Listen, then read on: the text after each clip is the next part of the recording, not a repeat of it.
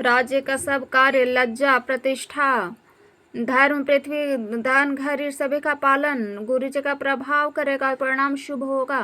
गुरु जी का प्रसाद ही घर में, वन में, समाज से ही तुम्हारा हमारा रक्षक है। माता पिता गुरु स्वामी की आज्ञा समस्त धर्म रूपी पृथ्वी को धारण करने में शेष जी के समान है। ता तुम वही करो, तुमसे जो भी कराओ, मुझसे जो भी कराओ, तथा सूर्यकुल के रक्षक बनो। साधक के लिए यह एक संपूर्ण सिद्धियों को देने वाली कीर्तिमान सदगतिमयी और ऐश्वर्यमयी त्रिवेणी है।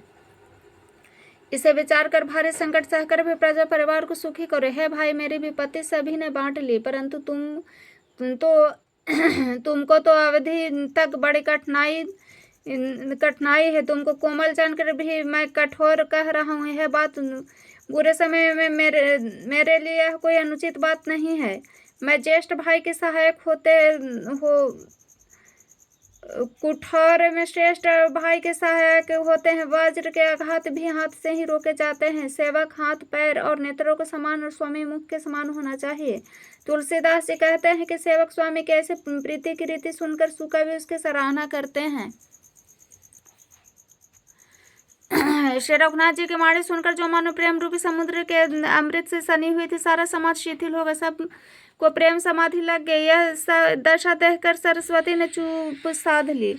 भरत जी को परम संतोष हुआ। स्वामी के सम्मुख होते ही उनके दुख और दोषों ने मुंह मोड़ लिया। उनका मुख प्रसन्न हो गया, मन का विषाद मिट गया, मानो गूंगे पर सरस्वती की कृपा हो गई। उन्होंने प्रेम पूर्वक प्रणाम किया और कर कमलों को जोड़कर बोले, हे नाथ, मुझे आपके साथ जाने का सुख प्राप्त हो गया और मैं जगत में जन्म लेने का लाभ भी पा लिया है। कृपालु, अब जैसी आज्ञा हो उसी को मैं सिर पर धर का आदर पूर्वक करूं, परंतु हे देव, आप मुझे वह अवसर दें जिसकी सेवा कर मैं अवधि का पार पा जाऊं। हे देव, आपके अभिषेक के लिए गुरु जी की आज्ञा पाकर मैं सब तीर्थों का जल लेता हुआ आया हूँ। उसके लिए क्या आज्ञा होती है? मेरे मन में एक और बड़ा मनोरथ जो भय और संकोच के कारण कहा नहीं जाता। हे भाई, श्री रामचंद्र जी ने कहा, हे भाई कहो। तब प्रभु के आज्ञा पाकर भरत जी ने स्नेहपूर्ण सुंदर वाणी बोले, आपकी आज्ञा हो तो चित्रकूट के पवित्र स्थान, तीर्थ, वन, पक्षी, पशु, तालाब, नदी, झरने, पर्वतों के समूह तथा विशेष आपके चरण चिन्हों से अंकित भूमि को देखाऊं। श्री रघुनाथ जी ने बोले, अवश्य ही अत्रि ऋषि के आज्ञा को सिर पर धारण करो और निर्भय होकर वन में विचरो। है भाई, अत्रि मुनि के प्रसाद से वह मंगलों का देने वाला परम पवित्र अत्यंत सुंदर है और ऋषियों के प्रमुख अत्रि जहाँ आज्ञा दे वहीं तीर्थों का जल स्थापित कर देना। प्रभु के वचन सुनकर भरत जी ने सुख पाया और आनंदित होकर मुनि अत्रि के चरण कमलों में सिर नवाए। समस्त सुंदर मंगलों का मूल भरत जी और श्री रामचंद्र जी का संवाद सुनकर स्वार्थी देवता रघुकुल की सराहना करके कल्प वृक्ष के फूल पर साने लगे। भरत जी धन्य है, स्वामी श्री रामचंद्र जी की जय हो, ऐसा कहते हुए देवता बलपूर्वक हर्षित होने लगे। भरत जी के वचन सुनकर मुनिमा श्रेष्ठ, मिथिलापति जनक जी और सभा में सब किसी को बड़ा आनंद हुआ। भरत जी और श्री रामचंद्र जी के गुण समूह के तथा प्रेम की विदेह राज जनक के पुलकित होकर प्रशंसा कर रहे हैं। सेवक और स्वामी दोनों का सुंदर स्वभाव है। इसके नियम प्रेम पवित्र को भी अत्यंत पवित्र करने वाला है। मंत्री और सभा सभी प्रेम मुग्ध होकर अपने अपने बुद्धि के अनुसार सराहना करने लगे।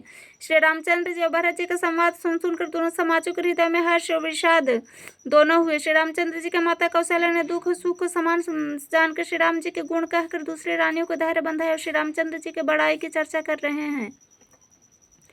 तो कोई भरत जी के अच्छेपन की सराहना करते हैं। तब अत्रि ने भरत जी से कहा, इस पर्वत के समीप ही एक सुंदर कुआं, उस पवित्र अनूपर व अमृत जैसे तीर्थ जल को उसी में स्थापित कर दीजिए। भरत जी ने अत्रि मुनि की आज्ञा पाकर जल के सब पात्र रवाना किए और छोटे भाई चतुर्थ अत्रि मुनि तथा अन्य साधु संतों सहित आप वहां गए जहाँ था कुआं था और उस पवित्र जल को उस पुण्य स्थल में रख दिया। तब अत्रि ऋषि ने प्रेम से आनंदित होते हुए कहा, ताते अनादित सीधा स्थल है, कालक्रम से यह लोप हो गया था, इसलिए किसी को इसका पता नहीं था। तब सेवकों ने उस जलयुक्त स्थान को देखा, उस सुंदर जल के लिए खास कुआं बना लिया। दैवक से विश्व भर को उपकार हो गया। धर्म का विचार तो अत्यंत अगम था और सुगम हो गया।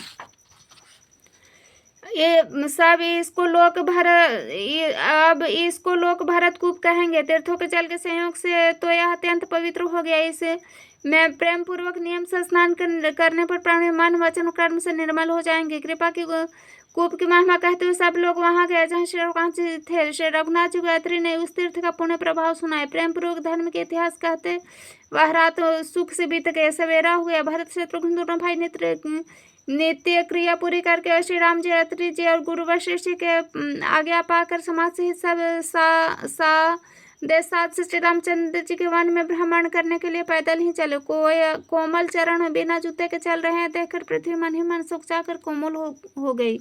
कुश कांटे ककड़ी दरारें आदि कड़वी कठोर बुरी वस्तुओं को छिपाकर पृथ्वी ने सुंदर और कोमल मार्ग कर दिए। सुखों के साथ लिए हुए शीतल मन सुगंध हवा बहने लगी। रास्ते में देवता फूल बरसाकर बादल छाया करके वृक्ष फूल फल कर तृण अपनी कोमलता से और मृग पशु देख कर और पक्षी सुंदर वाणी बोलकर सभी भरत जी को श्री रामचंद्र जी के प्यारा जानकर उनकी सेवा करने लगे। जब एक साधारण मनुष्य भी जम्भाई लेते समय राम आलस से राम का देने से सब सिद्धियां सुलभ हो जाती है, तब श्री रामचंद्र जी के प्राण प्यारे भरत जी के लिए यह कोई बड़ी बात नहीं है।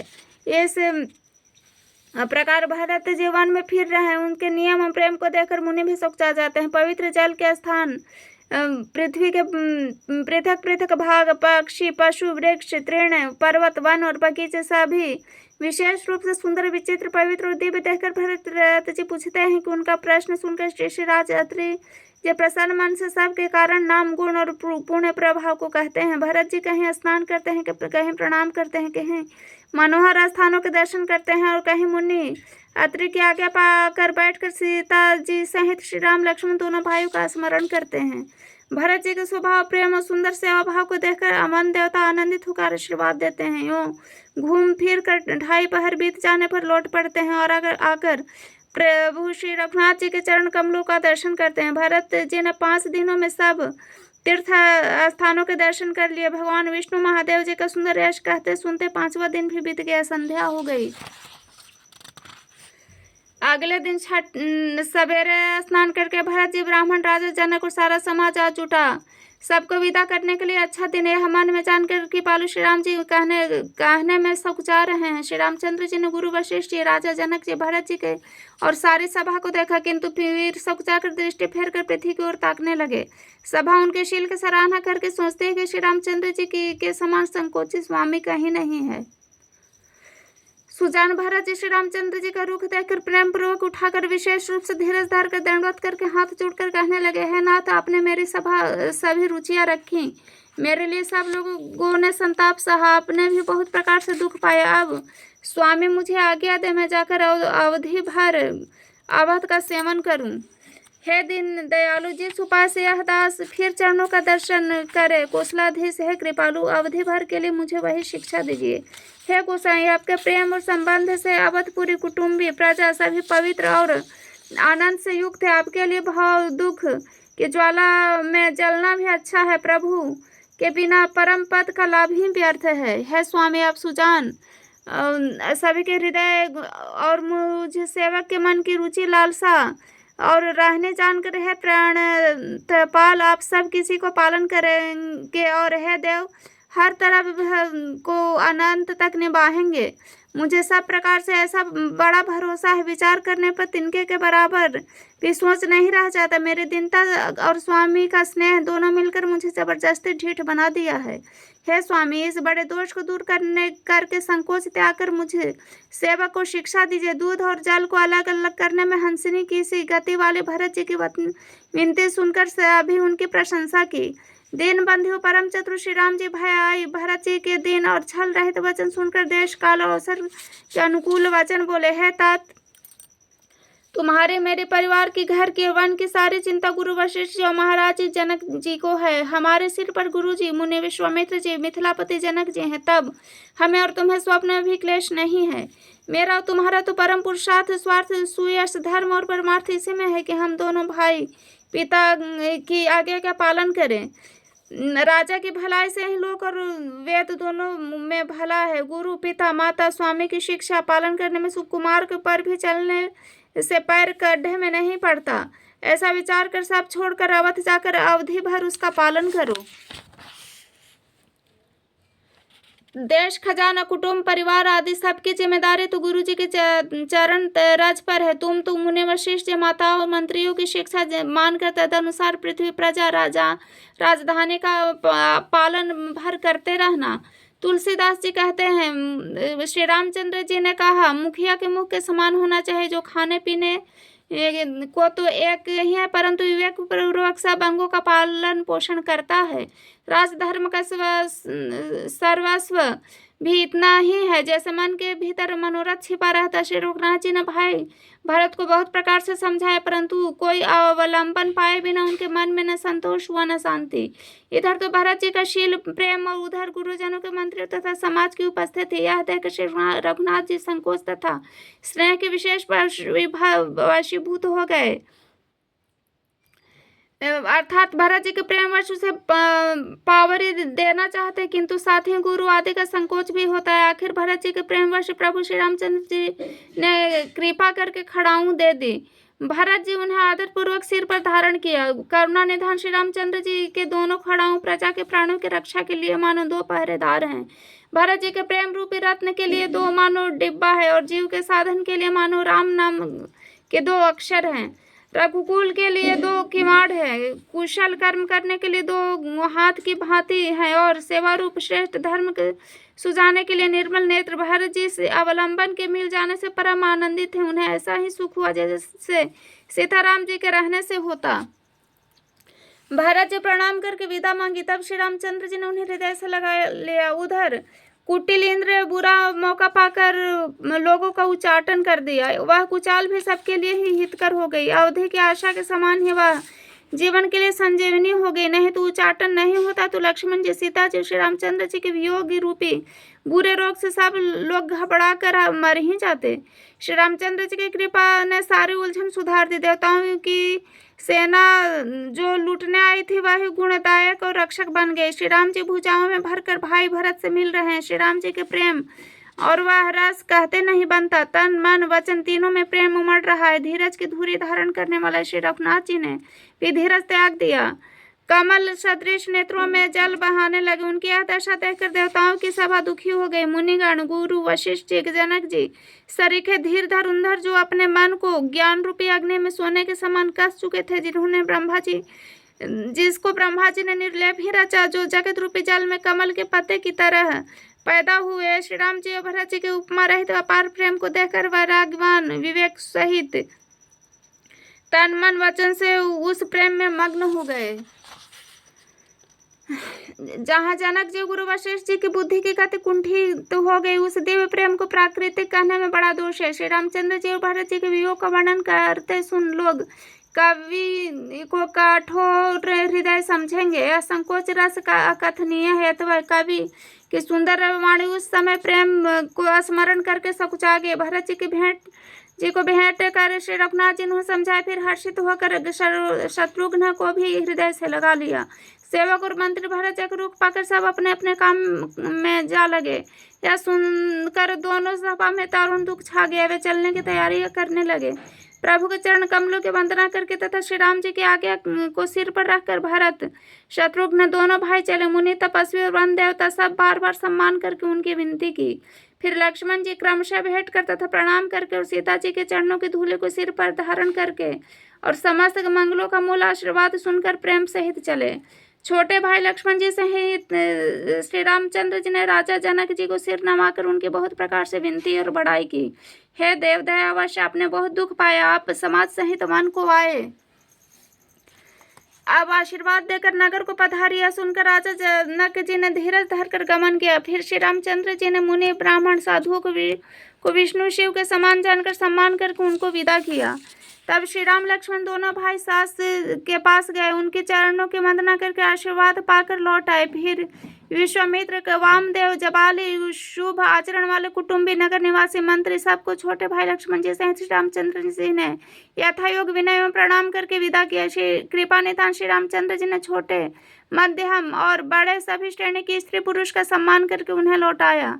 भारत की माता कैकेयी के चरणों की वंदना करके प्रभु श्री रामचंद्र जी पवित्र प्रेम के साथ उनसे मिल भेंट कर तथा उनके सारे संकोच और सोच के मिटाकर पालकी सजाकर उन्हें को विदा किया।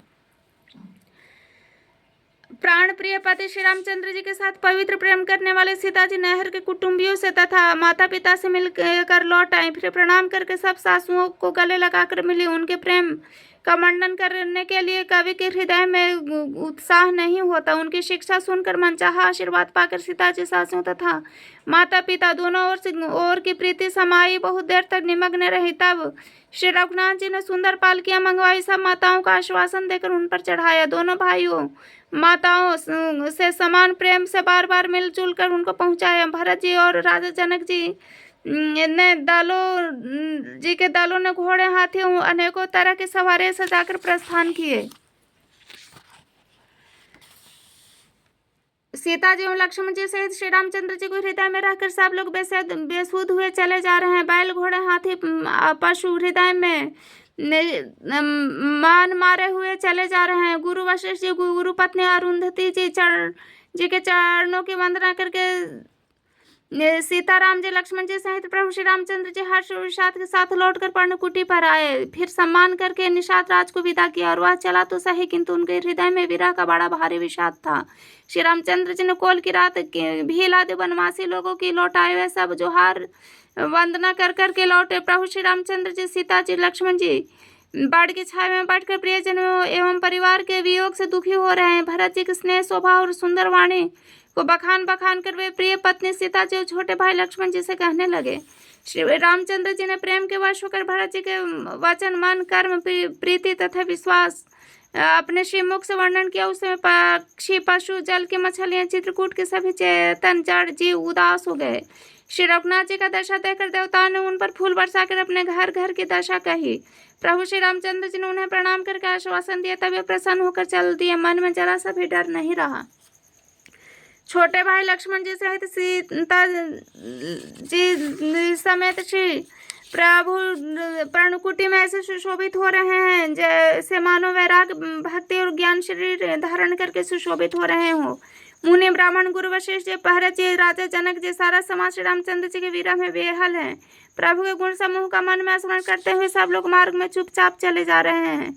सब लोग यमुना जी में उतरकर पार हुआ। विवाह दिन बिना भोजन के ही बीत गया। दूसरा मुकाम गंगा जी उतरकर श्रृंगवेरपुर में हो। वहाँ राम सखा ने शातराज ने सब सुप्रबंध कर दिया। फिर उसई उतरकर गोमती में स्नान किया और चौथे दिन सब अयोध्या जा पहुँचे। जनक जी 4 दिन अयोध्या में ही रहे। राजकाजियों सबका साथ समाज को संभाल कर तथा मंत्री गुरु जी तथा भरत जी को राज सौंप कर सारा समाज ठीक करके तिरहुत का चले। नगर के स्त्री पुरुष गुरु जी की शिक्षा मानकर श्री राम जी की राजधानी अयोध्या में सुखपूर्वक रहने लगे।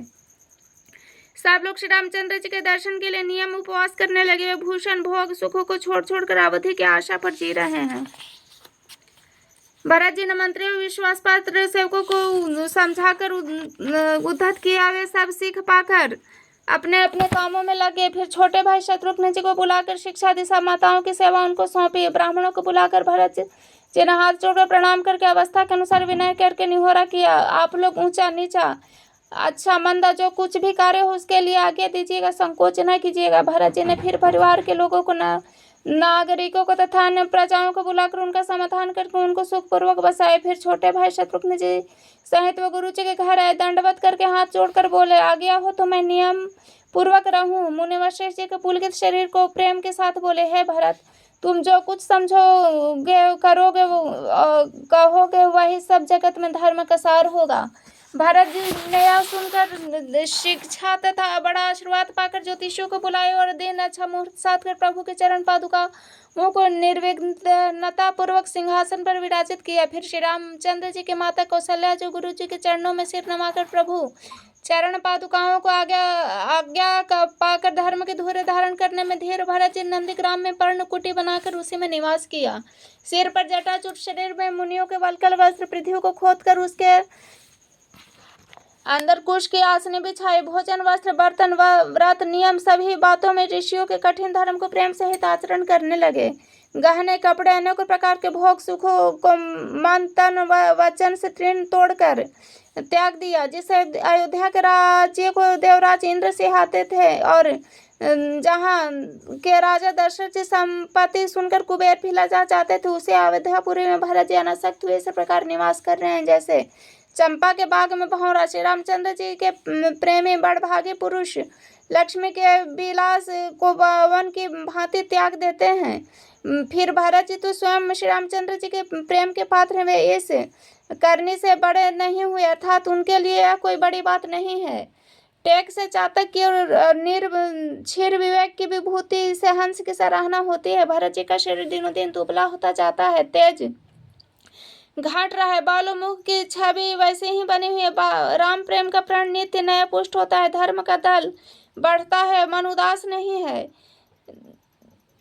जैसे शरद ऋतु के प्रकाश से जल घटता है किंतु बेत शोभा पाते हैं, वो कमल विकसित होते हैं। शम दम संयम नियम उपवास आदि भरत जी के हृदय रूपी निर्मल आकाश के नक्षत्र हैं। विश्वास ही ध्रुव तारा है, 14 वर्ष की अवधि का ध्यान पूर्णिमा के समान है और स्वामी श्री रामचंद्र जी की सूरती आकाश गंगा से रेखी प्रकाशित है। राम प्रेम ही अचल रहने वाला कलंक रहित चंद्रमा है, वो अपने समाज सहित नित्य सुंदर सुशोभित है। भरत जी के रहने समझ करने भक्ति वैराग निर्मल गुण ऐश्वर्य वर्णन करने में सभी सुकवि सकुचाते हैं, क्योंकि वहाँ स्वयं शेष गणेश सरस्वती जी भी नहीं पहुँच सकते। वे नित्य प्रति प्रभु के पादुकाओं का पूजन करते हैं, हृदय में प्रेम समाता नहीं, पादुकाओं से आज्ञा मांगकर वे बहुत प्रकार से राजकाज करते हैं। शरीर पुलकित, हृदय में सीता राम जी हैं, जीव राम राम जप रहे, नेत्रों में प्रेम का जल भरा है। लक्ष्मण जी, श्री राम जी, सीता जी तो वन में बसते हैं, परंतु भरत जी घर में ही रहकर तप के द्वारा शरीर को कस रहे हैं। दोनों ओर की स्थिति समझकर सब लोग कहते हैं भरत जी सब प्रकार से सराहने योग्य हैं। उनके व्रत नियमों को सुनकर साधु संत भी संकुचा जाते हैं, उनकी स्थिति देखकर मुनिराज भी लज्जित हो जाते हैं। भरत जी का परम पवित्र आचरण मधुर सुंदर और आनंद मंगलों का करने वाला है, कलयुग के कठिन पापों क्लेशों को हरने वाला, महामोह रूपी रात्रि को नष्ट करने के लिए सूर्य के समान है, पाप समूह रूपी हाथी के लिए सिंह और आर्य संतापों के दल का नाश करने वाला है, भक्तों को आनंद देने वाला और भार के भंजन करने वाला श्री राम प्रेम रूपी चंद्रमा का सार अमृत है। श्री सीताराम जी के प्रेम रूपी अमृत से परिपूर्ण भरत जी का जन्म यदि न होता तो मुनियों के मन को भी अगम यम नियम शम दम आदि कठिन व्रतों का आचरण कौन करता, दुख संताप दरिद्रता दंभ आदि दोषों को अपने सुयश के बहाने कौन हरण करता, तथा कलिकाल में तुलसीदास जैसे शठों को हठ पूर्वक कौन श्री राम जी के सम्मुख करता। तुलसीदास जी कहते हैं जो कोई भरत जी के चरित्र को नियम से आदर पूर्वक सुनेंगे उनको अवश्य सीताराम जी के चरणों में प्रेम होगा और संसारिक विषय रस से वैराग्य होगा।